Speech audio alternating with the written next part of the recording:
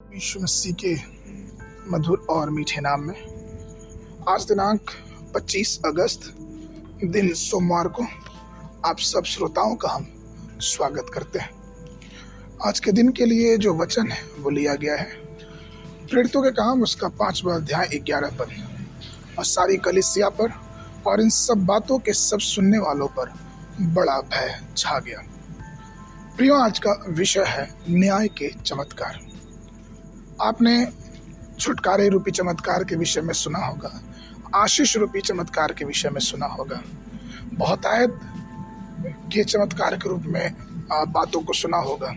लेकिन आज जो सबसे प्रमुख बात है वो ये है न्याय रूपी चमत्कार, अर्थात कुछ ऐसे चमत्कार जो न्याय को लेके आते और वो जो तुरंत और अचानक होते हैं। इसका उदाहरण बाइबल में हनन्याह और सफीरा का पाया जाता है।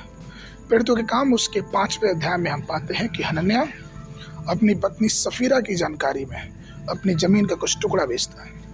पैसे लाके वो प्रभु के सेवकों के चरणों में रखता है और जब उनसे ये प्रश्न पूछा जाता है कि क्या ये कुल पैसा है, क्या इतना ही पैसा है, उन्होंने पतरस से झूठ बोला। वचन ये कहता है कि उनके झूठ के कारण वो पति पत्नी तुरंत मर गए और जब वो मरे तो वहां पे मौजूद सब लोगों पे भय छा गया। प्रियो, ये न्याय के चमत्कार इसलिए भी जरूरी थे ताकि वहां परमेश्वर का भय यरूशलेम और विश्वासियों पे तुरंत आ जाए। ऐसे कई सारे न्याय जो तुरंत हुए, न्याय रूपी चमत्कार, वो बाइबल में लिखित है। मूसा के समय में हम पढ़ते हैं कि किस प्रकार से फिरौन के सामने न्याय रूपी चमत्कार हुआ और अचानक उसका पहलौठा पुत्र मारा गया। हम पढ़ते हैं किस प्रकार से जब मूसा की बहन मरियम ने मूसा के विरुद्ध में बात की, तुरंत उसका न्याय हुआ और उस चमत्कारिक रूप से मरियम को कोढ़ हो गया। गिनती 12:8-10 पद हम पढ़ते हैं किस प्रकार से कोरह वंश ने मूसा के विरुद्ध विद्रोह किया और भूमि फट गई और कोरह वंशी और उसके अनुयायी जीवित उसमें समा गए। गिनती उसका 16:28 से लेके 32 पद तक। प्रभु जो ये कहता है कि जो मेरे लोगों को छूता है वो मेरी आँख की पुतली छूता है, वो यह भी कहता है कि मैं न्याय करने वाला परमेश्वर।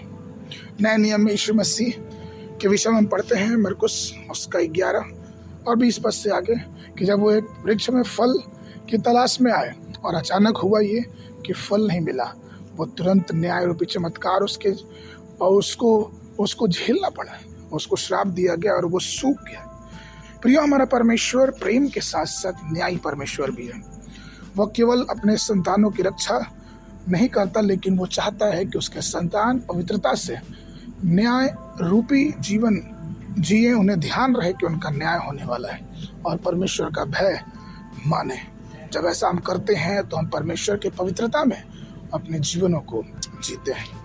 आगे के मनन के लिए यशायाह नबी की पुस्तक उसका 54 अध्याय 17 पद। जितने हथियार तेरी हानि के लिए बनाए जाए उनमें से कोई सफल ना होगा और जितने लोग मुद्दई होकर तुझ पर नालिश करें उन सबों से तू जीत जाएगा।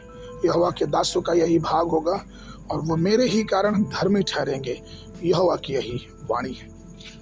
बाइबल अध्ययन के लिए सुबह के समय भजन संगीता 119 1 से लेके 88 पद तक, संध्या के समय 1 कुरिन्थियों उसका 7 अध्याय 20 पद से लेके 40 पद तक।